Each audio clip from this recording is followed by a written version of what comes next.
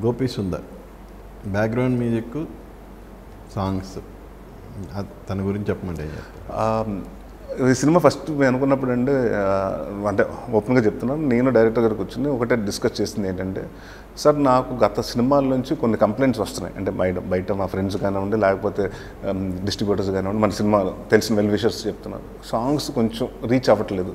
ఒకప్పుడు నీ సినిమాలో సాంగ్స్ బాగుంటాయి, ఇప్పుడు తగ్గుతున్నాయి. ఆడియో క్వాలిటీ, ఆడియో మీద కాన్సన్ట్రేట్ చేయట్లేదు, దాని మీద తగ్గుతుంది. ఎందుకంటే ఆడియో అన్నది ఇవాళ సినిమాని చాలా బజ్ తీసుకొస్తుంది. ఒక సాంగ్ నచ్చిందంటే థియేటర్ ఓపెనింగ్ తీసుకొస్తున్నాయి అన్నీ.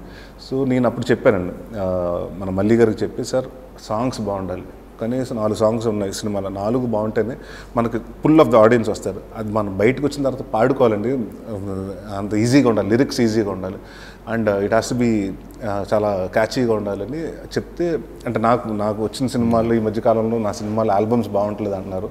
సో మనం కొంచెం స్పెషల్ కేర్ తీసుకోవాలంటే అందుకని మేము ఫస్టే రికార్డ్ చేసుకునండి, సినిమా స్టార్ట్ అవ్వకముందే మొత్తం 4 సాంగ్లు రికార్డ్ చేసుకునండి, ఏ సిచ్యువేషన్స్ అనుకుని ఆ సాంగ్స్ రికార్డ్ చేసుకుని పక్కగా పెట్టుకున్నామండి. దాని తర్వాత ఆర్ఆర్, ఎస్పెషలీ ఈ సినిమాలో ఏంటంటేనంటే కామెడీ ఉంటుంది, సేమ్ టైం ఎమోషన్ కూడా ఉంటుంది. ఎందుకంటే ఎంతసేపు మనం పెళ్లి కాని వాడి గురించి ఫన్గా చెప్తున్నాం కానండి, వాడి ఇంట్లో అంటే ఒక పెళ్లి కాని అబ్బాయి ఉంటే ఆ ఇంట్లో నవ్వులు ఉంటలేదండి, ఏదో తప్పు చేసినట్టు తలుపులేసి కూర్చున్నారు. ఎందుకంటే బయటకు వస్తే ఎప్పుడు ఎవరు పెళ్లి గురించి అడుగుతారని.